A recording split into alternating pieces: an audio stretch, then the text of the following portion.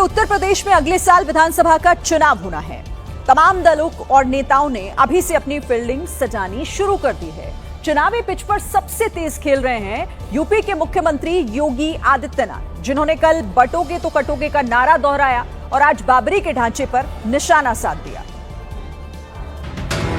योगी आदित्यनाथ बाराबंकी पहुंचे तो थे एक धार्मिक आयोजन में हिस्सा लेने, जहां उन्होंने वैदिक मंत्रोच्चार के बीच पूजा अर्चना की। जब मौका आया बोलने का तो सीधे बाबरी का मुद्दा उठाते हुए मुस्लिम समुदाय पर निशाना साधा। हम लोगों ने कहा था ना कि रामलला हम आएंगे, मंदिर वहीं बन गया ना, मंदिर अयोध्या में। और हम आज फिर इस बात को कह रहे हैं कि कयामत के दिन तक भी, इसलिए बाबरी ढांचे का पुनर्निर्माण कभी होना ही नहीं। जो कयामत के दिन आने का सपना देख रहे हैं, ऐसे ही सड़ गल जाएंगे, कभी वो दिन आने वाला नहीं है। एक दिन पहले ही सीतापुर की जनसभा में योगी आदित्यनाथ ने बटेंगे तो कटेंगे का नारा बुलंद करते हुए हिंदू वोटर्स को एकजुट करने की अपील की थी। सनातन कमजोर होगा तो देश कमजोर होगा। देश का दुश्मन आंखें लगाए बैठा है। आप बंट गए तो फिर कटने के रास्ते भी खोल जाएंगे। योगी के इन बयानों पर विपक्ष हमलावर है, उन पर बांटने की राजनीति का आरोप लगा रही है। देखिए, विपक्ष योगी के हिंदुत्व कार्ड की काट ढूंढने में जुटा हुआ है। एक तरफ कांग्रेस और समाजवादी पार्टी अपनी जड़ें मजबूत करने में जुटी है, तो दूसरी तरफ असदुद्दीन ओवैसी समाजवादी पार्टी की पीडीए वाली पिच पर अपने पैर जमाने की कोशिश में लगी है। और सबके निशाने पर है बीजेपी, खासतौर पर योगी आदित्यनाथ। समाजवादी पार्टी का कहना है कि योगी समाज में कट्टरता का बीज बोकर देश को बांटने का काम कर रहे हैं कि हम सब हिंदू, मुस्लिम, सिख, ईसाई बंधुता के भाव से इस देश को चलाएंगे। और बंधुता के भाव को कौन बांट रहा? तो बांटने वाला काम मत करिए, पूरा देश एक है। वहीं कांग्रेस का कहना है कि जो शंकराचार्य का सम्मान नहीं करते, वो किस मुंह से सनातन की बात करते हैं। जब से ये सत्ता में आए, जब से सनातन धर्म कमजोर हो रहा है, जो ये कह देंगे वही सनातन है और वही धर्म है। और शंकराचार्य हो तो शंकराचार्य साबित करो। 70 साल से तो धर्म खतरे में नहीं था, अब धर्म खतरे में आ गया। और इस बीच समाजवादी पार्टी के अध्यक्ष अखिलेश यादव ने योगी आदित्यनाथ के बाबरी वाले बयान पर निशाना साधा। अखिलेश ने कहा कि एक तरफ तो योगी उर्दू का विरोध करते हैं, लेकिन अपने संबोधन में वो कयामत शब्द का इस्तेमाल कर रहे हैं। जो मुख्यमंत्री उर्दू के खिलाफ था वो कयामत की बात कर रहा है। अरे कयामत के अलावा कोई दूसरा शब्द इस्तेमाल करो। जब मुख्यमंत्री घिर जाते हैं, बीजेपी कमजोर हो जाती है, उनकी कुर्सी जाने का डर बढ़ जाता है, तो वो क्या करते हैं? कम्युनल हो जाते हैं। जम्मू कश्मीर के बारामूला में मौसम ने एक बार फिर से करवट बदली और वहां पर जमकर बर्फबारी हुई। भारी बर्फबारी की वजह से पूरा इलाका सफेद चादर में लिपटा नजर आया। घर की छतें हो या फिर घर के बाहर खड़ी गाड़ियां, सभी बर्फ से ढक गई। सड़कों पर तो कहीं कहीं 3 से 4 फीट तक बर्फ जमा हो गई, तो वहीं पेड़ पौधे भी सफेद चादर में लिपटे नजर आए। बर्फबारी के बाद वहां का नजारा जन्नत जैसा दिख रहा था। वहां के किसान भी काफी खुश थे, क्योंकि ये बर्फबारी सेब जैसे फलों की फसल के लिए वरदान से कम नहीं है। बारिशें भी हो रही हैं, बर्फबारी भी ठीक ठाक हुई, तो अब लग रहा है कि जो हमारा फ्रूट का जो है तो वो बड़ा अच्छा होगा, इस साल बड़ा अच्छा फ्रूट होगा। हालांकि सड़कों पर बर्फ जमा होने से आम लोगों को परेशानियों का भी सामना करना पड़ा। दिल्ली और गुरुग्राम में ट्रैवल करना एवरेस्ट फतेह करने से कम नहीं है। सड़कों पर लगने वाला जाम मिनटों के सफर को घंटों में बदल देता है। जाम में फंसा हुआ हर शख्स यही सोचता है कि काश मैं उड़कर अपनी मंजिल तक पहुंच पाता, और यह सपना देखिए बहुत जल्द हकीकत में बदलने वाला है, क्योंकि दिल्ली, गुरुग्राम और नोएडा के बीच एयर टैक्सी चलाने की तैयारियां तेज हो गई हैं। यानी CII यानी कि कॉन्फेडरेशन ऑफ इंडियन इंडस्ट्री ने दिल्ली NCR में एयर टैक्सी कॉरिडोर बनाने का प्रस्ताव दिया है। कॉरिडोर को मंजूरी मिलने के बाद गुरुग्राम से दिल्ली के बीच 1 घंटे का सफर सिर्फ 12 मिनट में पूरा हो जाएगा। दिल्ली के कनॉट प्लेस से जेवर एयरपोर्ट की दूरी, जो अभी आपको 2 से 3 घंटों में पूरी करनी होती है, वो 20 मिनट में तय हो जाएगी। जिस एयर टैक्सी का इस्तेमाल होगा वो eVTOL यानी कि electric vertical take off and landing technology से लैस होगी। eVTOL यानी कि एयर टैक्सी को आसानी से बड़ी सी छत से उड़ाया और फिर वहां उतारा जा सकता है। CII ने जिन कॉरिडोर का प्रस्ताव दिया है वो है गुरुग्राम से दिल्ली और कनॉट प्लेस से जेवर एयरपोर्ट। दिल्ली देश की राजधानी है, इसीलिए इसके कई हिस्सों में नो फ्लाइंग जोन भी है। तो ऐसे में डीजीसीए को एयर टैक्सी ऑपरेट करने और सुरक्षा संबंधी नए दिशा निर्देश बनाने होंगे।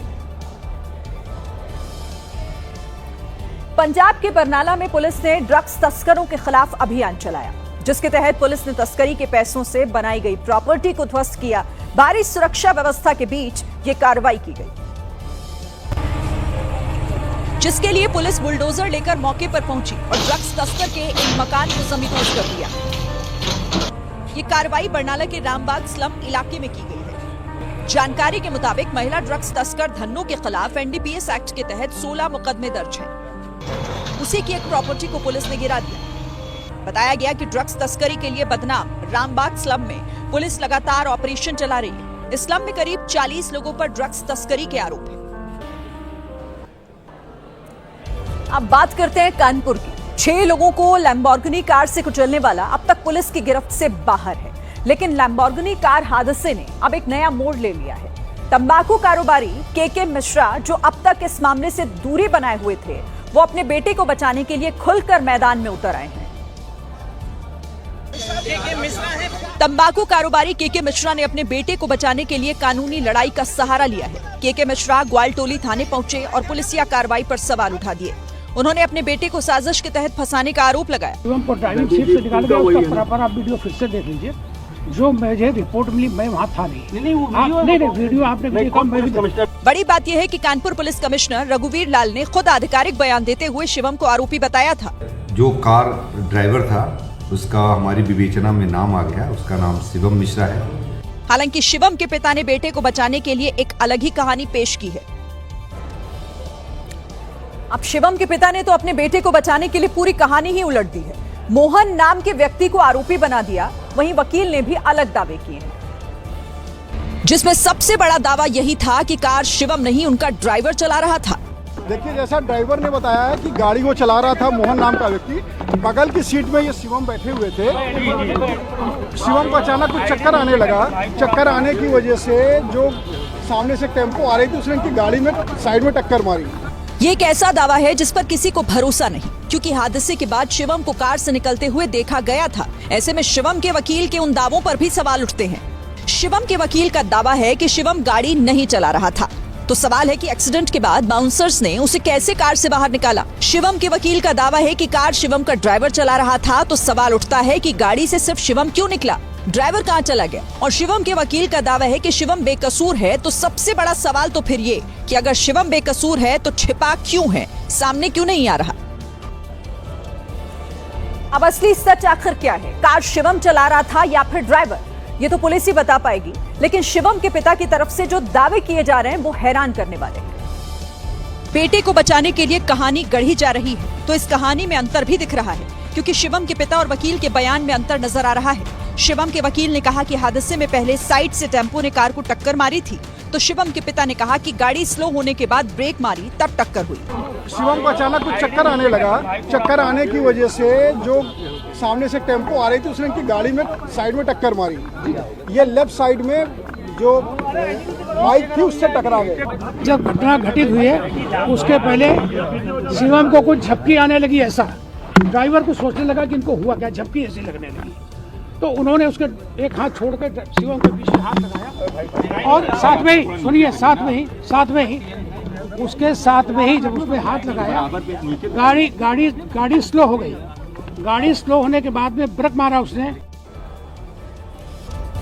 महाराष्ट्र के पूर्व सीएम अजित पवार की मौत को लेकर, पूर्व डिप्टी सीएम अजित पवार की मौत को लेकर अभी भी कुछ लोगों के मन में सवाल बने हुए हैं। देखिए, शरद पवार गुट के विधायक रोहित पवार ने विमान हादसे पर गंभीर सवाल उठाते हुए इसे साजिश के एंगल से जोड़ा। मुंबई में रोहित पवार ने प्रेजेंटेशन के जरिए यह दावा किया कि सीसीटीवी में जिस तरह से विमान झुकता हुआ दिखाई दिया है, उससे यह साफ है कि उड़ान के दौरान इंजन या तकनीकी सिस्टम पूरी तरह से ठप हो गया था। रोहित ने विमान के मेंटेनेंस रिपोर्ट सार्वजनिक करने की मांग की और दावा किया कि इसी कंपनी का विमान 2023 में भी दुर्घटनाग्रस्त हुआ था, जिसकी जांच रिपोर्ट अब तक गायब है। इसके साथ ही रोहित पवार ने 5 सवाल भी पूछे हैं। उन्होंने सवाल किया कि विमान में क्या खराबी आई थी, क्या यह मैकेनिकल फेलियर था। उन्होंने यह भी पूछा कि टेक ऑफ से पहले विमान की जांच की गई थी या फिर नहीं।